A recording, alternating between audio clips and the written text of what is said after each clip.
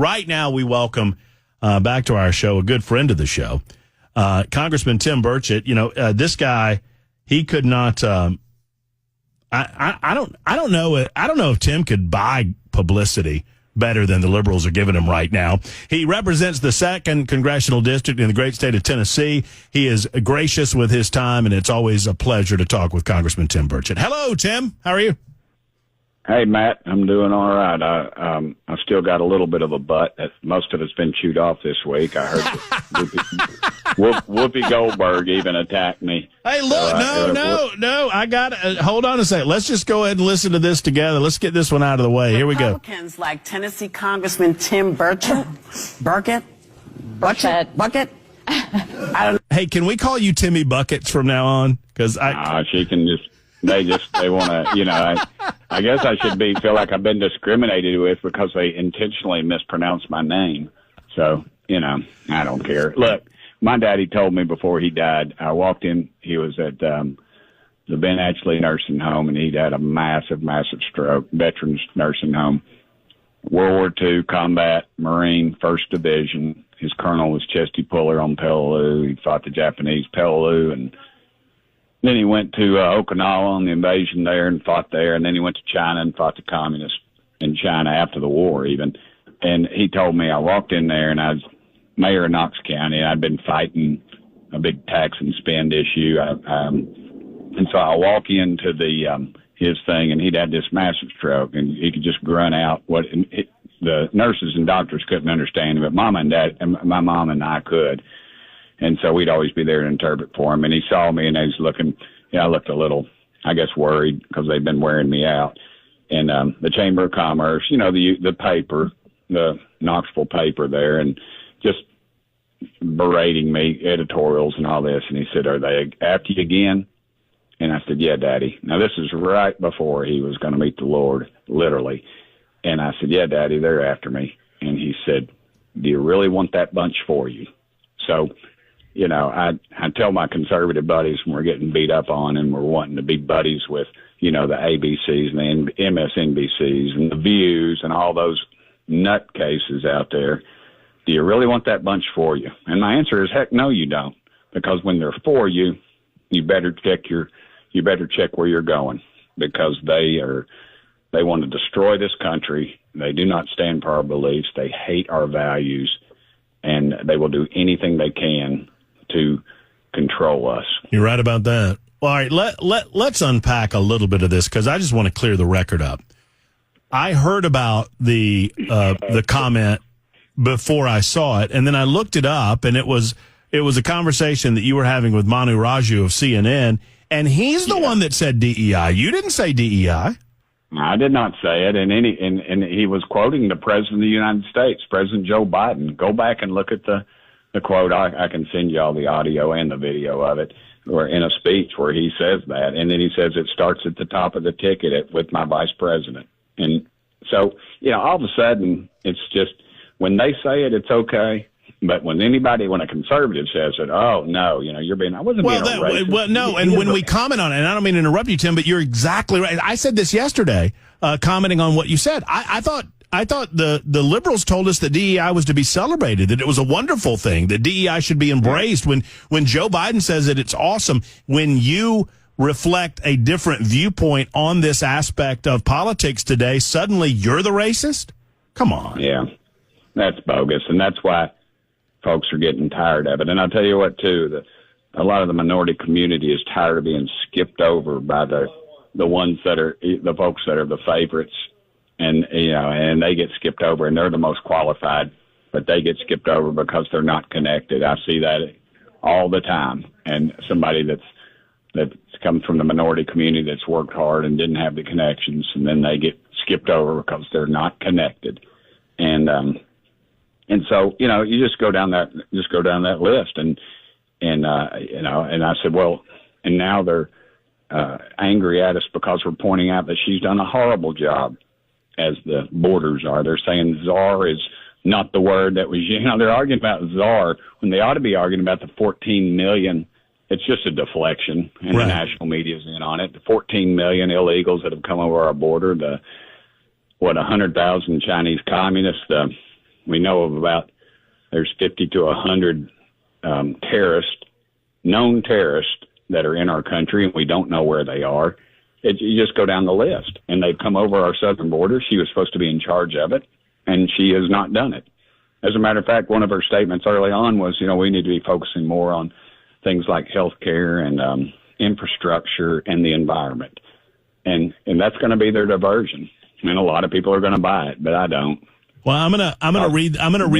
You're exactly right, and they are trying to change the language for their own purposes. They're trying to change history, but it indicates to me that the honeymoon period hasn't lasted very long, because the liberal media propaganda wing of the Democrat Party are already on their heels, Tim, because they can't defend what she didn't do at the southern border. They can't defend any of these policies, and there is no question, because we have memories, we have brains. This just happened 4 years ago or 3 years ago, that he put her in charge. Whether he used the word czar or not, I can read to you. Look, I'm looking at Wikipedia right now. I just looked it up.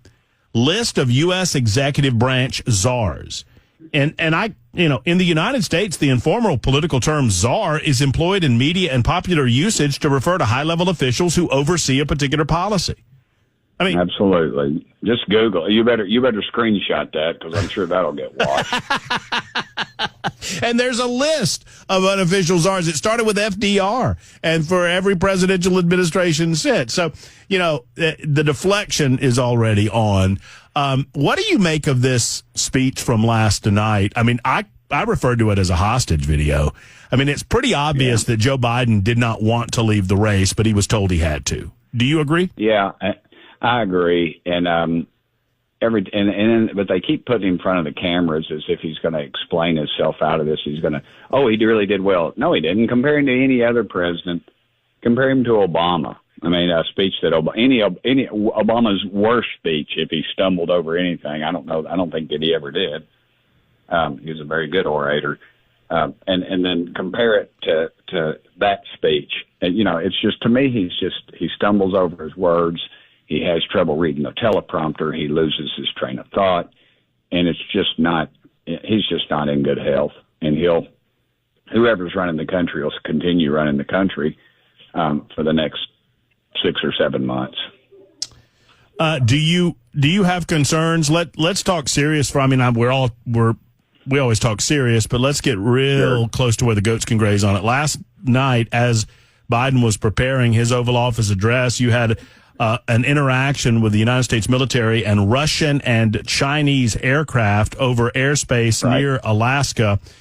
Are you concerned that some foreign entities around the globe might try to take advantage of what is obviously an absentee president in the next 6 months? Yes, and that's why they do those things. They know exactly where they are. It's a tit for tat thing. They've been doing that for quite some time, and they're just going to push the envelope to let us know, and then we're supposed to push back.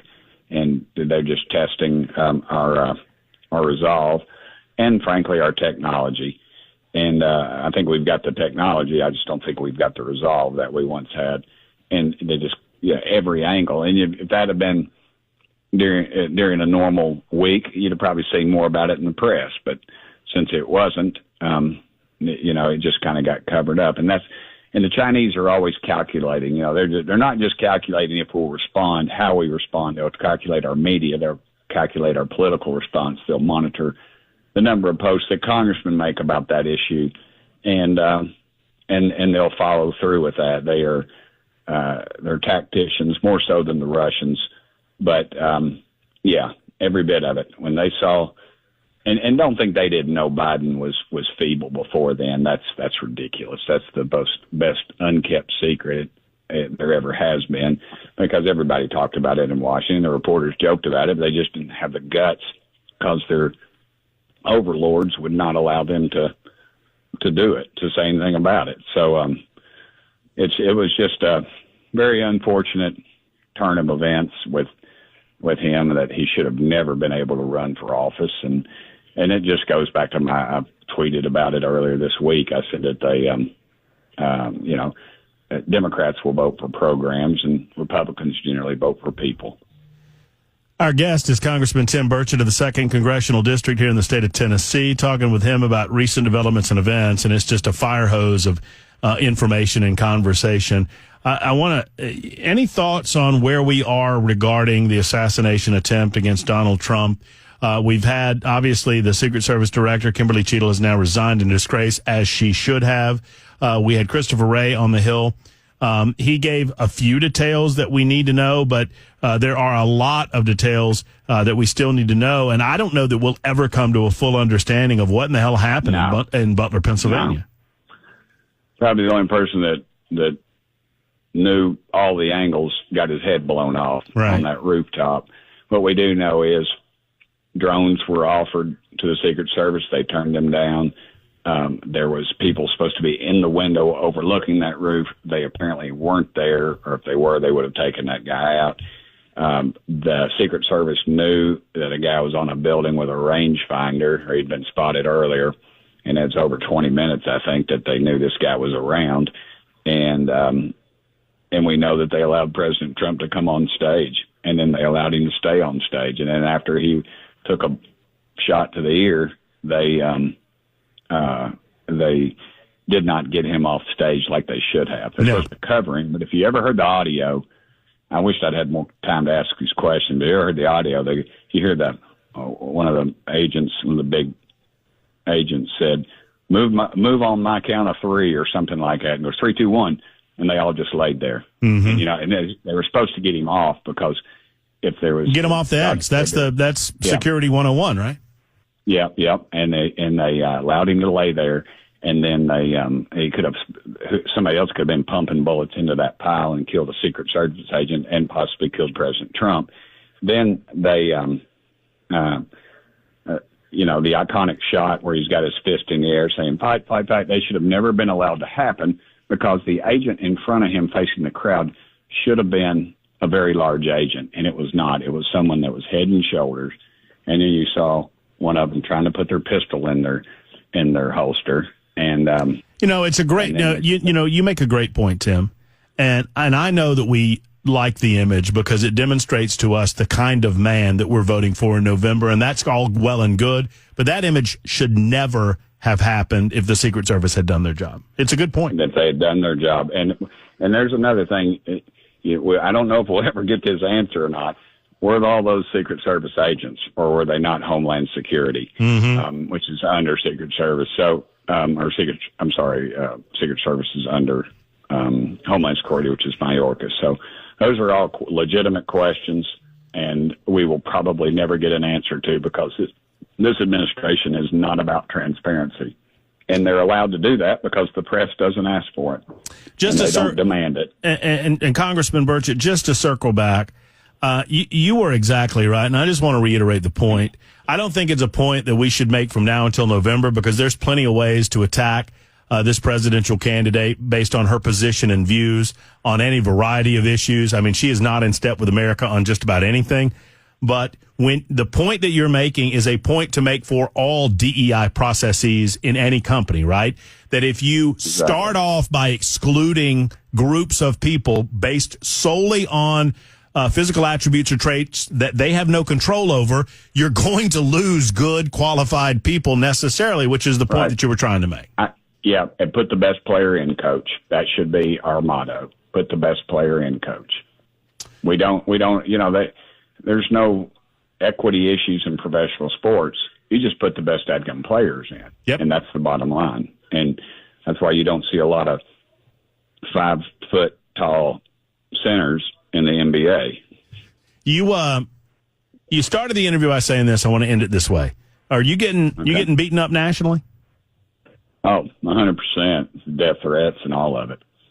What about locally? What are the people in Tennessee? What are the people in the 2nd District telling you?